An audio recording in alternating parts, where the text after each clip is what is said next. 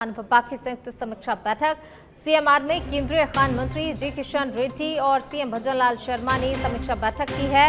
राज्य के प्रधान एवं अप्रधान खनिजों के संबंध में इस बैठक में चर्चा हुई है। सीएम और केंद्रीय मंत्री ने अधिकारियों को जरूरी दिशा निर्देश भी दिए हैं। बैठक के दौरान खान विभाग की संयुक्त समीक्षा बैठक इस वक्त हुई। केंद्रीय खान मंत्री जी किशन रेड्डी इस बैठक में मौजूद रहे, साथ ही सीएम भजनलाल शर्मा इस बैठक में मौजूद रहे। सीएम भजनलाल शर्मा और जी किशन रेड्डी ने समीक्षा बैठक की है। तमाम अधिकारियों के साथ चर्चा की, बातचीत की, समीक्षा की गई कार्यों को लेकर और इसके साथ ही जरूरी दिशा निर्देश भी इस बैठक में अधिकारियों को दिए गए हैं।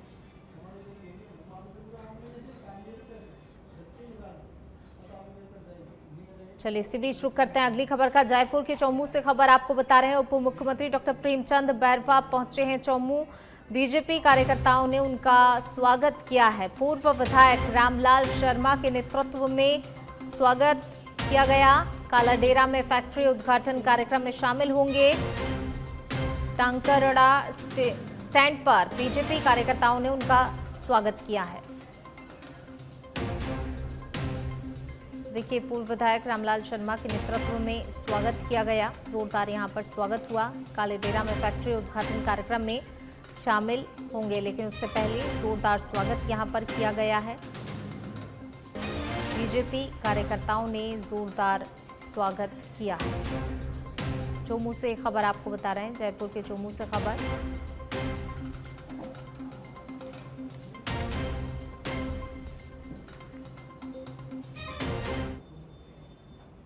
चलिए बढ़ेंगे आगे। एसीबी मुख्यालय से खबर आपको बता रहे हैं। होमगार्ड के सस्पेंशन की बहाली के लिए 2 लाख रुपए की डिमांड की गई थी, जो कि इस डिमांड को लेकर अब भारी पड़ गया है। होमगार्ड में तैनात एएसपी नवनीत जोशी और इंस्पेक्टर चंद्रपाल ट्रैप हुए हैं। 25,000 की पहली ही किश्त लेते हुए ये रंगे हाथों पकड़ाए गए हैं। रंगे हाथों धर दबोचा टीम ने 25,000 की 8 किश्तों में पैसा लेना तय किया गया था, लेकिन जब पहली ही किश्त ले रहे थे इसी दौरान धर दबोचे गए। डीआईजी राहुल कोटकी के सुपरविजन में डिप्टी एसपी अभिषेक पारिक ने कार्रवाई की है।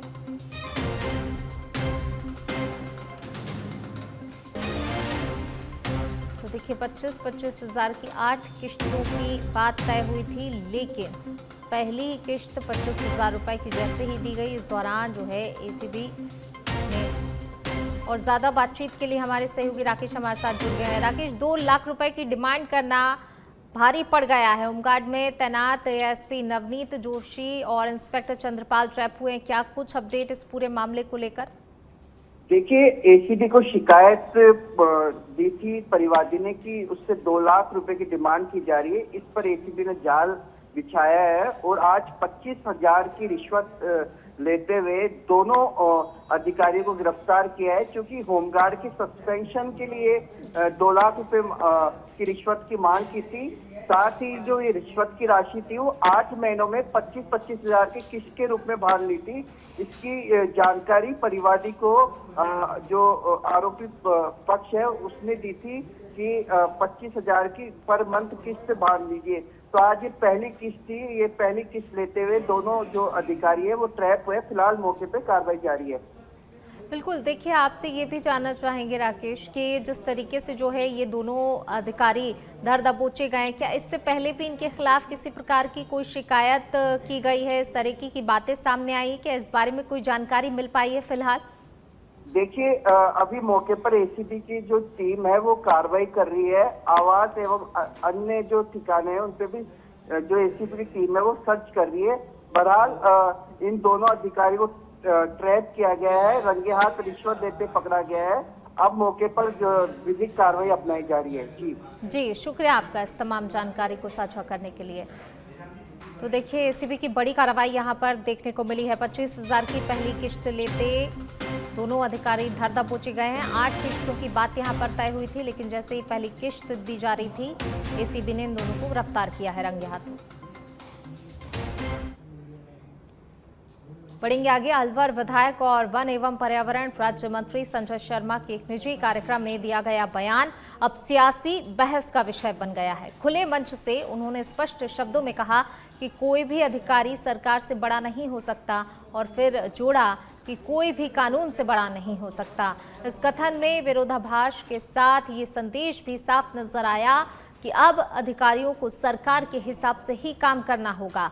इतना ही नहीं, मंत्री ने मंच से कहा कि वह किसी उद्योगपति या व्यवसायी के साथ किसी भी प्रकार की अभद्रता या असुविधा बर्दाश्त नहीं करेंगे। इस बयान से आमजन में ये संदेश गया कि मंत्री अब जनहित से अधिक उद्योगपतियों की चिंता कर रहे हैं।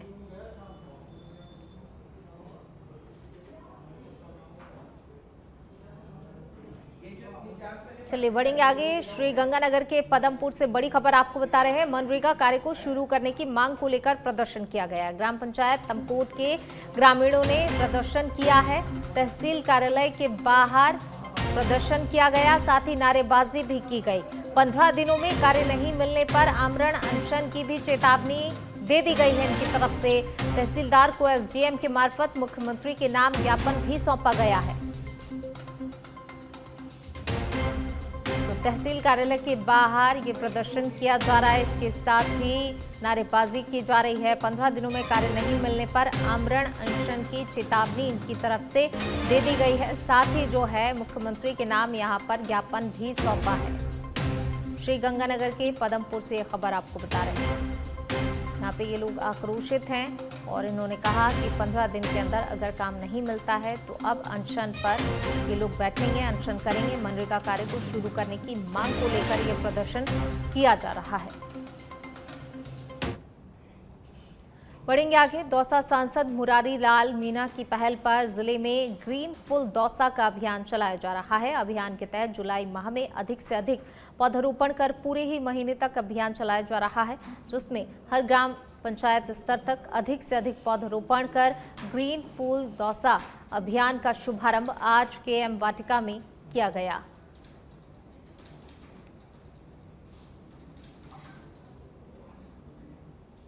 ये आज से 5 से 6 साल पहले सम्मान्य आपके सांसद साहब मुरारी लाल मीणा साहब का जो 20 जुलाई को जन्मदिन आता है, उसके उपलक्ष्य में 5-6 साल पहले ये ग्रीन फुल दौसा के नाम से अभियान चलाया गया था।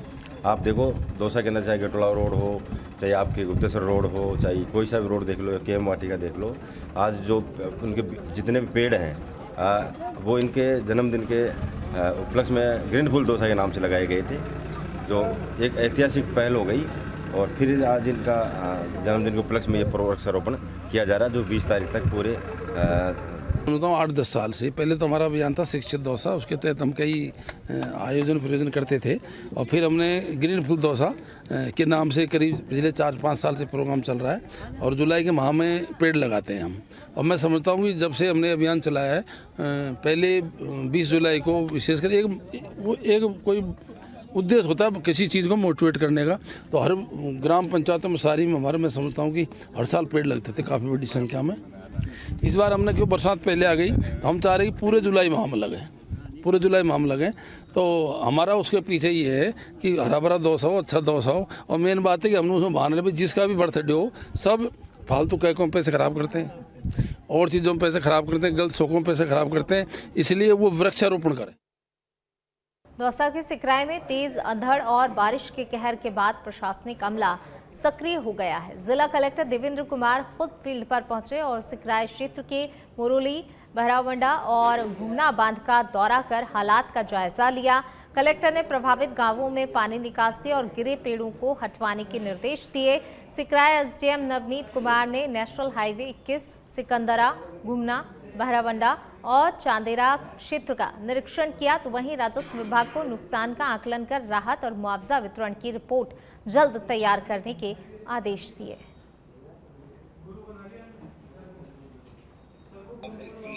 जैसा कि विदित है कि कल रात को तेज बरसात पूरे दौसा जिले भर में हुई थी। सबसे ज़्यादा बरसात सिकराय में हुई थी, जहाँ 132 mm सेंटर में हमारे 100 mm से ऊपर हुई थी। महुआ के अंदर भी 100 mm से ऊपर हुई थी। जैसे काफ़ी तेज़ बरसात भी हुई थी, आंधी भी चली थी, बिजलियाँ भी काफ़ी तेज़ कड़की थी, तो उससे काफ़ी नुकसान हुआ था। बिजली की अगर मैं बात करूँ, कई जगह हमारे बिजली के तार पोल्स गिर गए थे, तार गिर गए थे, ट्रांसफार्मर्स गिर गए थे। तकरीबन 200 गाँव के अंदर हमारा विद्युत बिजली का डिस्टर्बेंस रहा था। उसके अलावा कई रोड पर हमारे पेड़ गिर गए थे, जिससे यातायात भी बाधित रहा था। कई जानवरों को और जन हानि भी कल उस वक्त हुई। सुबह से ही प्रशासन के सभी अंग, चाहे PWD हो, बिजली विभाग हो, पंचायती राज और राजस्व, सब फील्ड में मौका मुआयना कर रहे हैं। में एक माइनिंग भी है, माइनिंग हो, कोल बे हो, बड़ा संख्या में एम्प्लॉयमेंट जनरेशन होते हैं। स्टेट गवर्नमेंट्स को रेवेन्यू भी मिलता है, क्योंकि आज माइनिंग सेक्टर के द्वारा ही दुनिया में आज डेवलपमेंटल एक्टिविटी हो, अलग अलग इम्पॉर्टेंट सेक्टर का जो कमी है, कमी दूर करने का एक अवसर है। इसी दृष्टिकोण से एक सस्टेनेबल माइनिंग दृष्टिकोण से ये अवार्ड्स देने का कार्यक्रम किया है। आज पावर के जो बिजली उत्पादन के लिए आज भी 75% से ज़्यादा थर्मल कोल आधारित जो पावर जनरेशंस के द्वारा ही आज बिजली उत्पादन होता है। और उसके साथ साथ जो क्रिटिकल मिनरल्स है, आज सेलफोन से लेकर रॉकेट लॉन्चर तक सभी जगह क्रिटिकल मिनरल्स का बहुत जरूरी है। अभी भी भारत 90% से ज़्यादा, 95% से ज़्यादा क्रिटिकल मिनरल्स इंपोर्ट करते हैं। उसको पूर्ति करने के लिए लोकल भारत का make in India critical minerals को डेवलप करने के लिए प्रयास करें। उसके साथ साथ अलग अलग विदेशों में भारत का प्राइवेट कंपनी जाइए और भारत का सरकार का PSUs जाकर क्रिटिकल मिनरल्स को माइनिंग करके भारत लाने के लिए भी प्रधानमंत्री जी लगातार प्रयास करें। अभी माइनिंग मिनिस्ट्री 2-3 कंट्रीज में अभी इस विषय पर चर्चा कर रहे, और अर्जेंटीना जैसा देश में 5 लिथियम ब्लॉक्स भारत सरकार अर्जेंटीना सरकार से बातचीत करके गवर्नमेंट टू गवर्नमेंट हम 5 ब्लॉक्स लिया है। उसका एक्सप्लोरेशन काम शुरू किया है। जल्दी ही उधर माइनिंग करके लिथियम भारत लाने के लिए प्रयास करें। वैसे ही राजस्थान में भी लिथियम ब्लॉक्स का आइडेंटिफाई किया है। इसी विषय पर भी चर्चा करें, जल्दी से जल्दी उसका पूरा L1 एक्सप्लोरेशन कंप्लीट करके उसका भी ऑक्शन करने का भी निर्णय सरकार लिया है।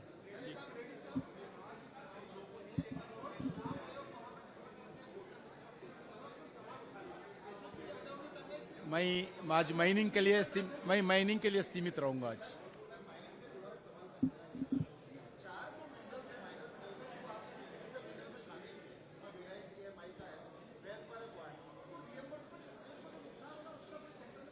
कोई देश के हित में ही देखते हुए, क्रिटिकल मिनरल्स को देखते हुए, इससे जो आप बताए उसमें कुछ क्रिटिकल मिनरल्स भी निकल रहे। इसी दृष्टिकोण से कोई माइनिंग करने वाले कंपनी को नुकसान ना हो, उससे देखते हुए हम गाइडलाइंस निकालने वाले हैं।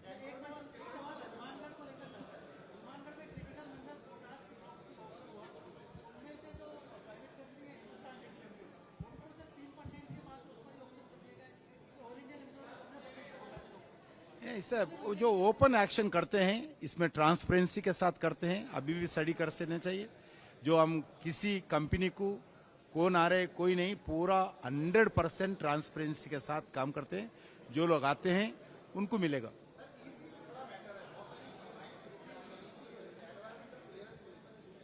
आज राजस्थान के सरकार से भी बातचीत किया। सुबह मुख्यमंत्री जी घर में मीटिंग हुआ, उसमें भी चर्चा किया है। हम लगातार एनवायरमेंटल मिनिस्ट्री से, फॉरेस्ट मिनिस्ट्री से बातचीत करें और उसमें भी उनका जितने भी कंडीशंस है, कंडीशन देखते हुए जल्दी से जल्दी क्लियरेंस देना चाहिए। ऐसा माइनिंग मिनिस्ट्री के द्वारा प्रधानमंत्री के समय चर्चा हुआ। जनवरी में एक नया गाइडलाइंस निकाला, उसके आधार पर थोड़ा स्पीडी एनवायरमेंट क्लियरेंसेस आज मिल रही हैं।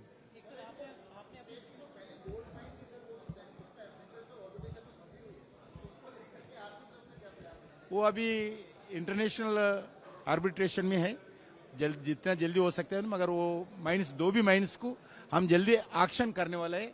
आज ही मैं राजस्थान सरकार से बातचीत किया। 2 माइंस जो है आर्बिट्रेशन रहने के बाद भी एक्शन करने के लिए निर्णय किया है।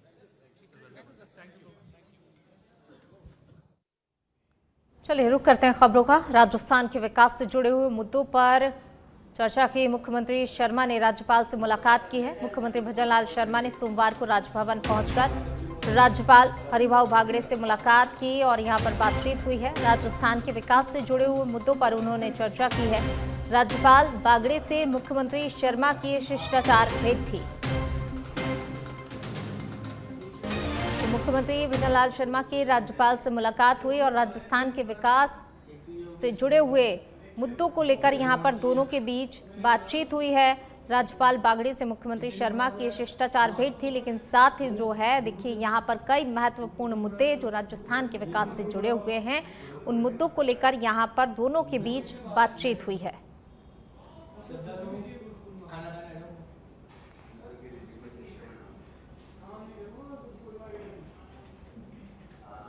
और अब खबर टोंक से है, जहां पर कृषि कार्य करते समय एक किसान की अचानक से तबीयत बिगड़ गई। इसके बाद परिजनों ने किसान को बेसुध हालत में सदर अस्पताल पहुंचाया, जहां पर जांच के बाद चिकित्सकों ने किसान को मृत घोषित कर दिया।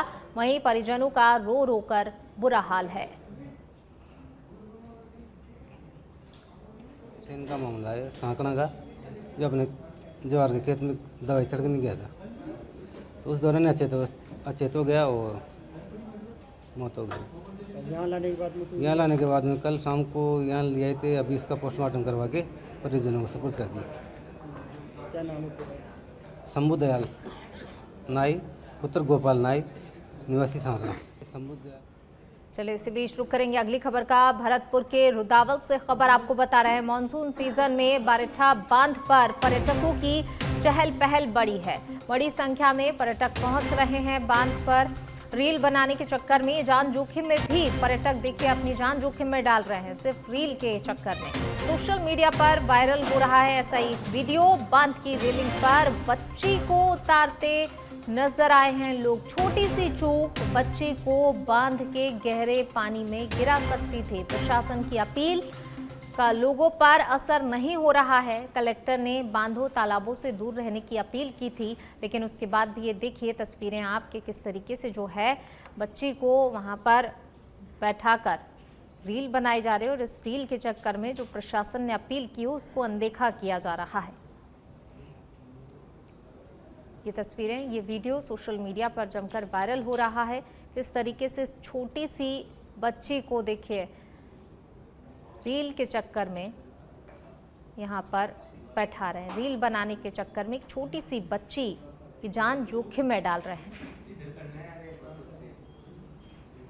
और प्रशासन लगातार जो है लोगों से अपील भी करता है सावधानी बरतें, सतर्कता बरतें, ऐसे स्थानों से दूर रहें। लेकिन ये तस्वीरें देखिए आप किस तरीके से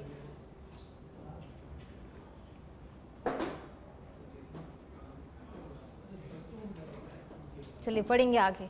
दौसा के महवा क्षेत्र में पर्यावरण संरक्षण की दिशा में एक प्रेरणादायक पहल करते हुए विधायक राजेंद्र मीणा ने शहर में पौधरोपण कार्यक्रम का आयोजन किया। इस अवसर पर उन्होंने पार्टी कार्यकर्ताओं, नगर पालिका प्रशासन और आम नागरिकों के साथ मिलकर मुख्य सड़क मार्ग, डिवाइडर और बस स्टैंड जैसे सार्वजनिक स्थलों पर 101 पौधे रोपे। कार्यक्रम की विशेष बात ये रही कि विधायक ने पहला पौधा एक नन्ही बालिका से लगवाया, जिससे समाज में पर्यावरण के प्रति जागरूकता और बालिकाओं के सम्मान का संदेश भी दिया गया।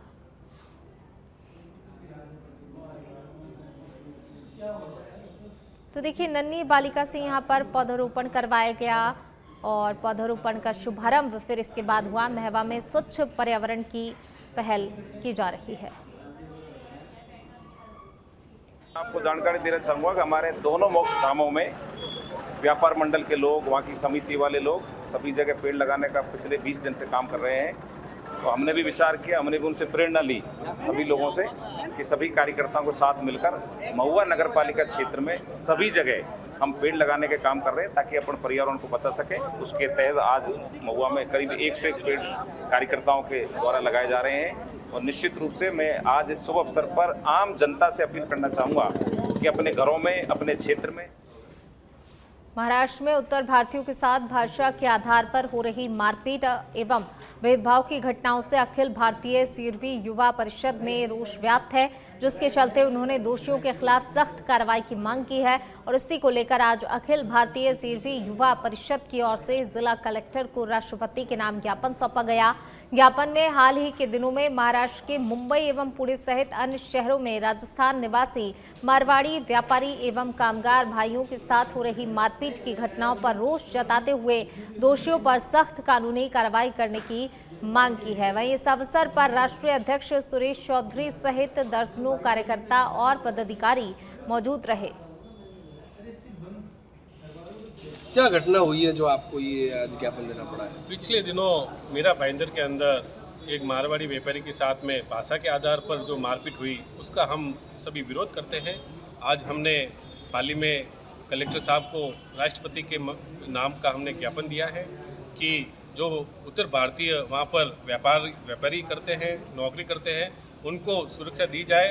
उनके साथ में भाषा के आधार पर ऐसी मारपीट करना ये गलत है।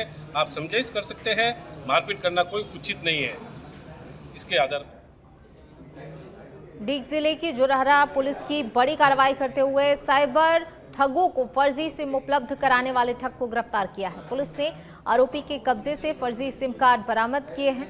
आपको बता दें कि आरोपी पर पहले से ही कई आपराधिक मामले भी दर्ज हैं। वहीं पकड़े गए आरोपी से पुलिस लगातार गहनता से पूछताछ कर रही है।